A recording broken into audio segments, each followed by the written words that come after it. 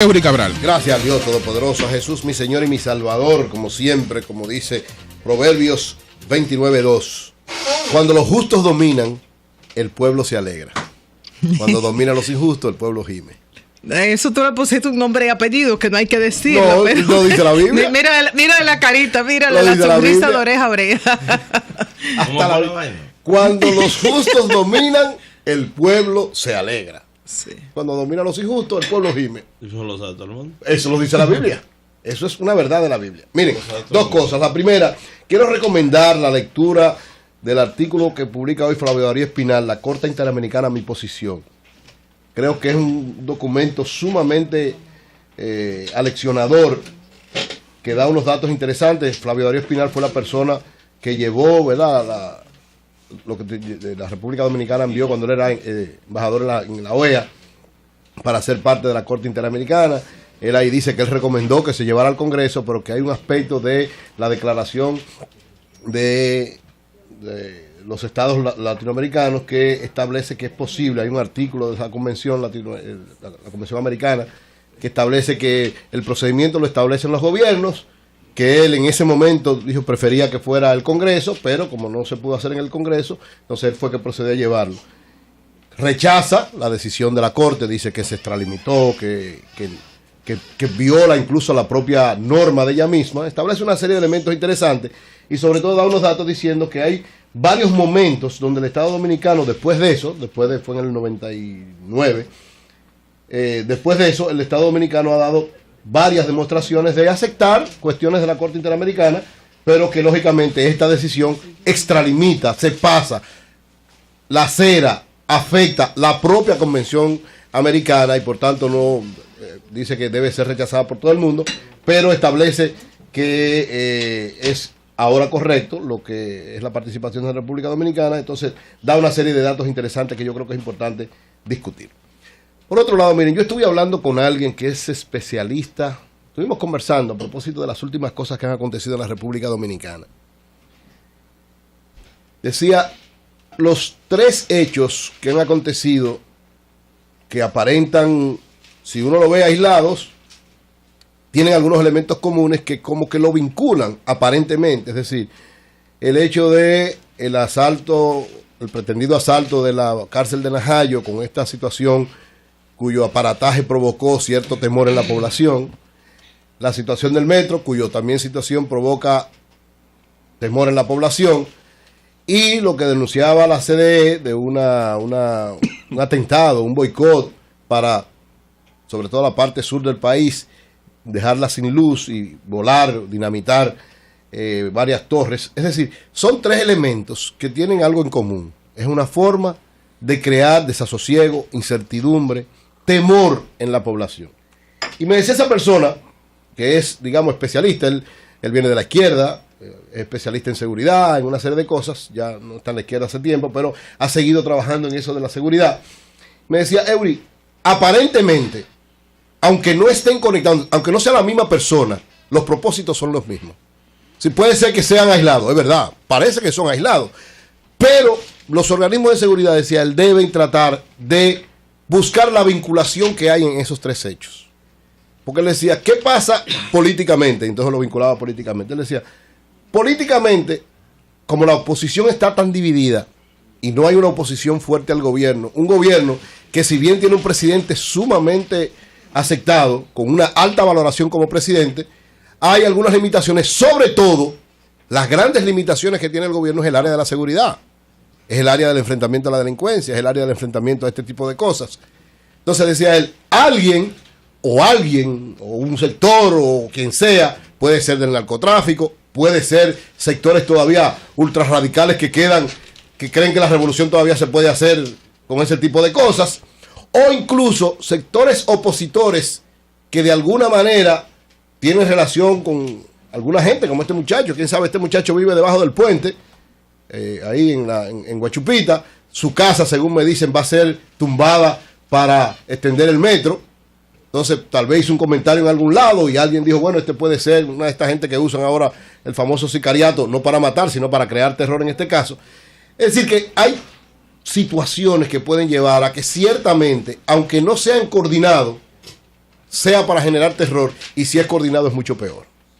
Entonces yo creo que las autoridades, lógicamente este tipo de investigaciones no se hacen públicas, pero yo espero que el Estado Dominicano esté investigando eso. ¿Por qué? Porque cuando se trata de cosas como esta, con una persona, incluso tú quitándole los vínculos, una persona con una necesidad, una persona que vive en un barrio, una persona que tengan ciertos criterios ideológicos atrasados, tú la puedes usar como parte de ese procedimiento sin que haya ninguna vinculación de que sea un plan general. Porque evidentemente que en tan poco tiempo, 3 acciones que llevan a crear temor en la población llaman la atención.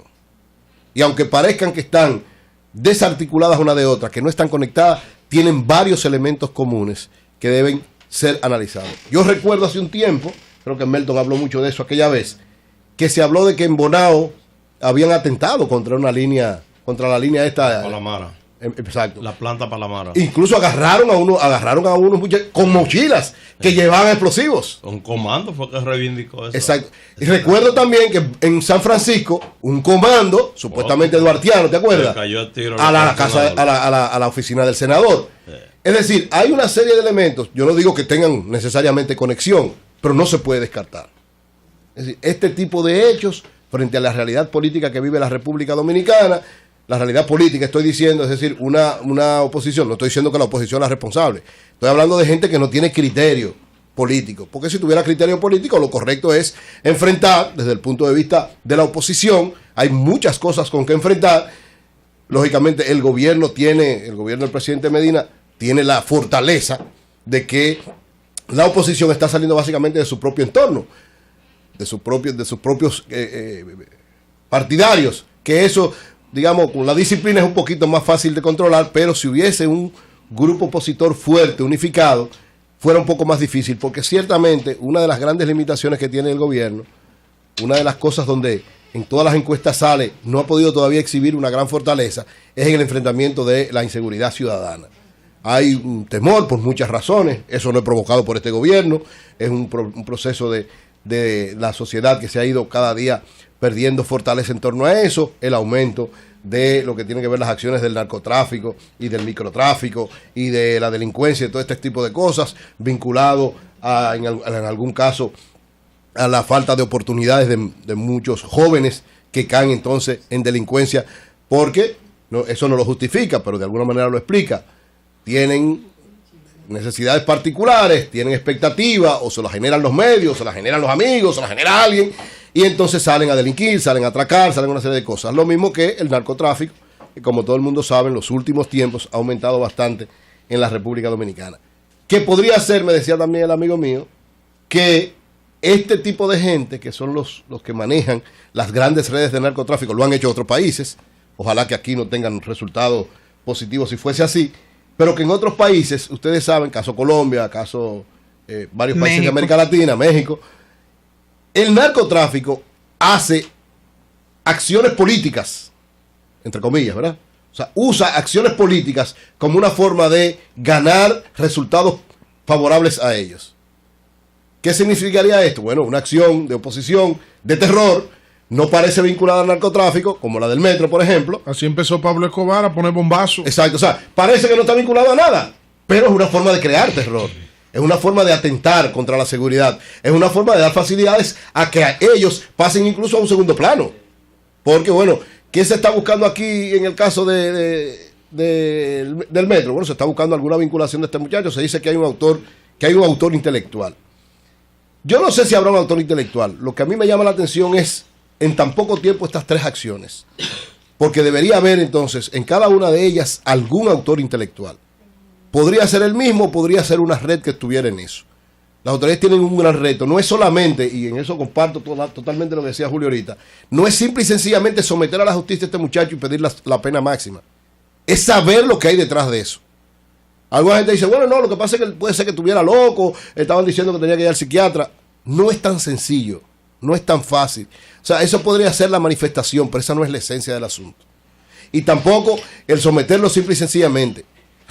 Hay que investigar, o sea, a este muchacho hay que ver el entorno de con quién se junta, las últimas acciones que ha tenido. Se ve que no es cualquier persona, un muchacho sumamente preparado. O sea, no es digamos, porque vive debajo del puente ahí en Guachupita, no es un desadaptado, no, es un universitario. De hecho, que estudia Derecho incluso. Y que en la forma, cuando tú lo ves hablando, te das cuenta que es una persona muy preparada. Entonces, una persona aunque de esta tenga naturaleza, problemas psiquiátricos, si los tiene, porque dicen que en la familia hay varios, tiene control de su mente, porque él no se salió de su claro, guión. A él le dijeron, no opines, mándalo todo para el juez. Si el juez decidirá, él no se salió de ahí, por más que el periodista le ponía las preguntas de miles de maneras. Así es. Y en el caso de lo de Najayo, miren, no hay posibilidades ninguna. Lo dicen todos los especialistas de seguridad. Bueno, nos lo dijo aquí Ismael Paniagua. No hay posibilidades ninguna de que esa acción se hiciera si no había una coordinación con alguien desde dentro. No con presos, no estoy hablando con presos, porque los presos iban a salir, sino con alguien del poder de la cárcel. Es decir, alguien de lo que estaba ahí adentro, o un oficial, o alguien que trabaja ahí, alguien tenía para 2 vehículos pararse frente a Najayo, coordinar a tiro limpio la salida de presos desde dentro, tiene que tener una coordinación interna. Entonces, así como en el metro, no es solamente este muchacho, sencillamente someterlo, sino buscar lo que realmente hay detrás de eso. En el caso también de Najayo, hay que buscar lo que hay detrás de eso, porque si no se toman la corrección, eso se va a repetir en La Victoria, eso se va a repetir en La Vega, eso se va a repetir en todos los lados. ¿Por qué? Porque en el fondo, ahí la debilidad es el funcionamiento interno de lo que hay. Decía Ismael Paniagua, y yo creo que también esa debe ser una preocupación del Estado Dominicano, no puede ser que una cárcel con esa seguridad, donde hay tanta gente que tiene muchas situaciones difíciles, no tenga, ¿verdad?, una valla adelante. Señor, eso no es posible. Es una cárcel de máxima seguridad. Es verdad que es un modelo para cambiar, pero es una cárcel de máxima seguridad. No puede ser. Cuando usted llega ahora mismo en un vehículo y usted está frente a la cárcel ahí mismo. No hay un retén, no hay nada para tú poder entrar. Tú llegas, te paras y entras, ahí mismo pasaste.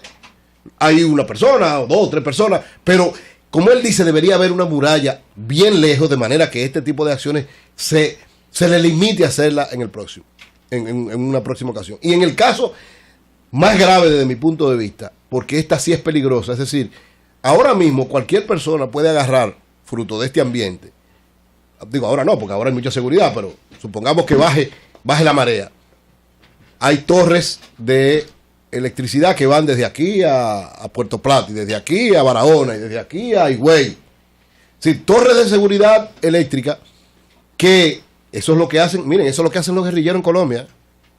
Todos los grupos guerrilleros, sus actos para enfrentar los gobiernos es dinamitar, y eso es casi todos los días. Ya no, porque las cosas han cambiado un poquito, pero en los momentos en que era más álgido el enfrentamiento entre la guerrilla y el gobierno, era tumbar todas las torres de electricidad. ¿Por qué? Porque al tú tumbar la torre de seguridad, de seguridad eléctrica, de la electricidad, ¿se va la luz? No. ¿Con quién se incomoda la gente? Con el primero que se incomoda, con el gobierno. Aunque sepa que fue un guerrillero. Pero además es un tema de seguridad, porque en la medida en que tú tienes oscuridad, tú tienes un mayor facilidad para hacer desenvolvimiento, para hacer cualquier. Entonces, en ese caso también, cualquier fechoría. A mí me preocupa en ese caso es cómo vamos a garantizar la seguridad de todas esas torres. Si deberá crearse también un cuerpo especializado de seguridad eléctrica, porque tenemos un cuerpo especializado en todos los lados. Que hay militares. Sí, pero claro, lo que pasa, ¿cuántas torres son? Son 20, 30, 40 torres. Debería de alguna manera, o como dice José, tener un mecanismo digital, tener cámaras, tener una serie de cosas así. Hay que tener algo para saber que el que vaya a atentar contra eso va a pagar la pena que tiene que pagar. Los 3 casos, como estoy diciendo, parecerían que están desconectados, pero los 3 tienen un mismo objetivo: crear desasosiego, incertidumbre y aumentar la inseguridad en la República Dominicana. Por eso, el gobierno, los organismos de seguridad no deben ver estas cosas aisladas. Hay elementos comunes y esos elementos comunes tienen que ser enfrentados con visión estratégica, con acciones fuertes tácticas y tratando de que los responsables materiales e intelectuales vayan a pagar las penas por estas cosas.